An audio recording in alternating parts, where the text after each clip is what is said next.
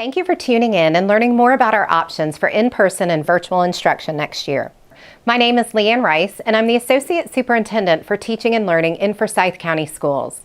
I'd like to start by first thanking our building principals, who have worked tireless hours to ensure that our schools are safe places to learn this year. They're responsible for everything that happens in their buildings, from learning to lunch to buses to communication.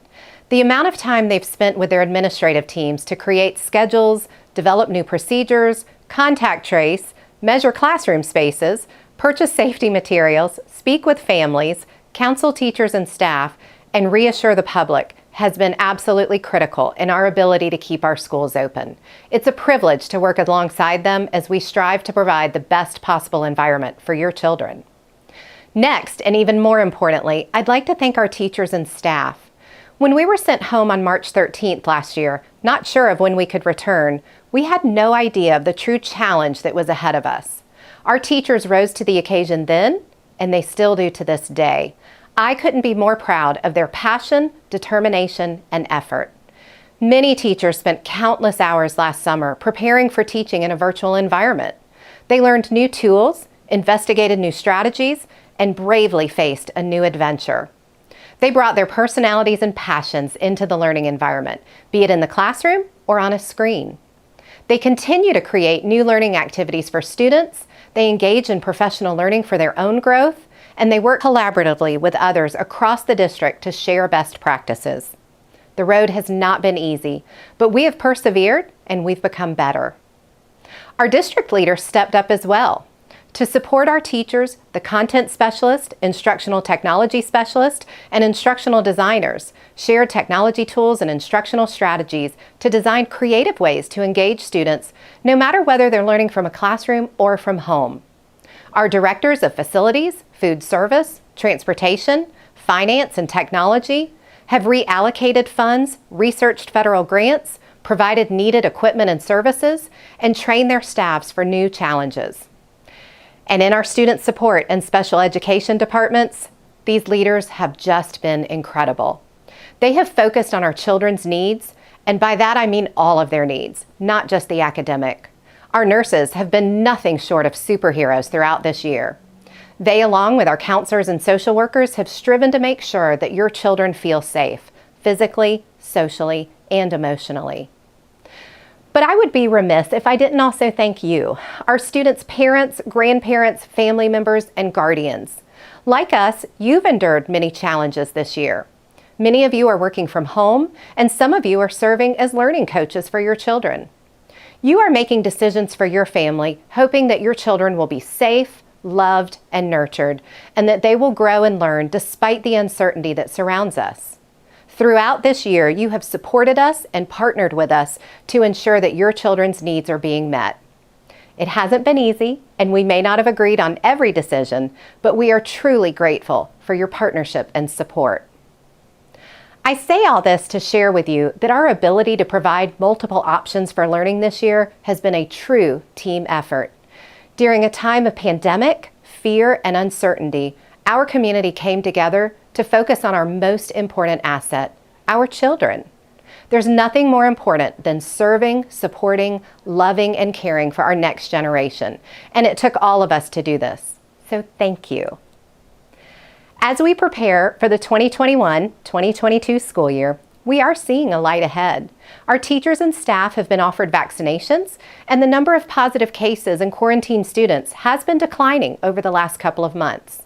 While we are not finished with our current school year, it is time for us to plan for the next year. To help us plan effectively, we will send you a survey after spring break so that you may select the learning environment for your child for this upcoming year. We will offer in-person and virtual options for students in kindergarten through 12th grade, but there are some changes from what we provided this year, especially at the middle and high school levels. This will be a big decision, so I do want to take a few moments to discuss in more detail what your options are. As educators, we do believe that face-to-face instruction is the best model for young children and adolescents. Developmentally, these are critical years for developing social skills and for learning how to plan and organize thoughts and actions.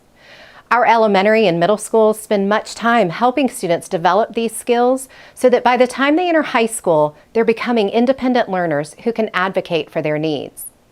However, we also recognize that these are unprecedented times, and each family has unique needs to consider. We are very proud to provide our families choice, and we ask that you thoughtfully consider the environment in which your child will be most successful. The choice you make will guide both staffing and scheduling decisions. There will only be one chance to make a change in the learning environment, and that will be at the semester break in January. Thus, it is critical that families are confident and certain in their decision. At the elementary level, we are offering in-person and virtual options for kindergarten through 5th grade students. The virtual model will be very similar to what students have experienced this year.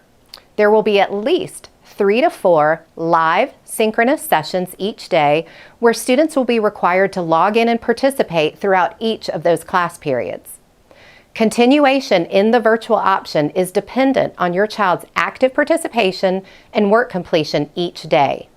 Students will have a dedicated virtual teacher, but depending on the number of students requesting a virtual option from each school, the teacher may not be from your districted school.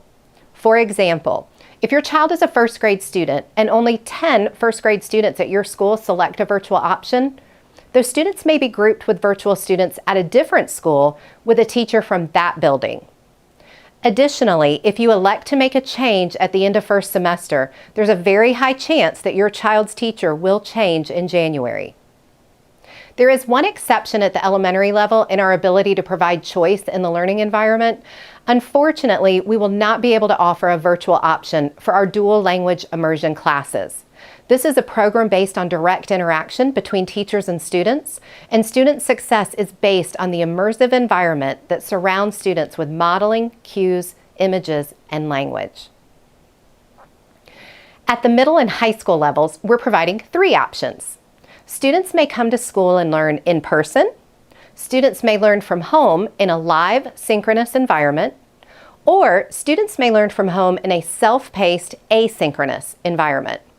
And if you're considering a virtual at-home option, I ask that you carefully think about these 2 different versions so you select the model that best meets your child's needs.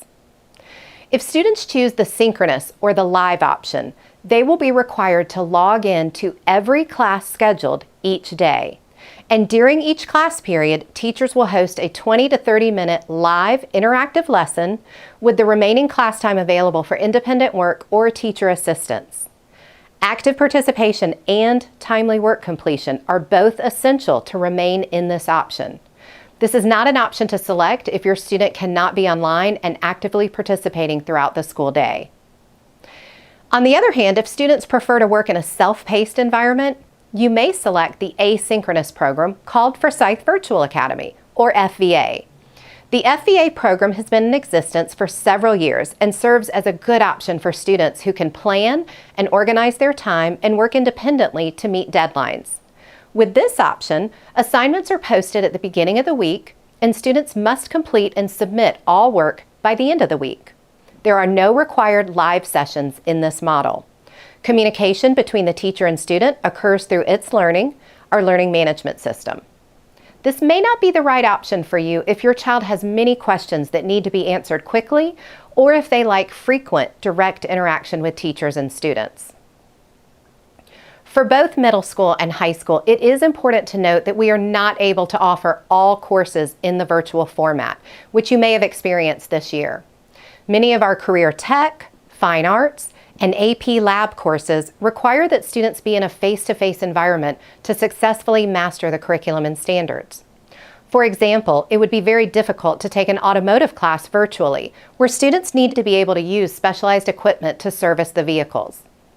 Additionally, some courses, especially those that have a small number of students enrolled, may not have enough virtual students to form a class. If you select a virtual option and one of your child's classes is not offered in that format, your school will reach out to you to discuss your options. One more thing to consider.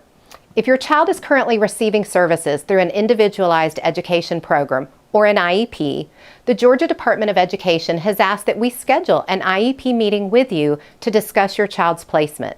including the location and quality of services that the student needs in accordance with IDEA.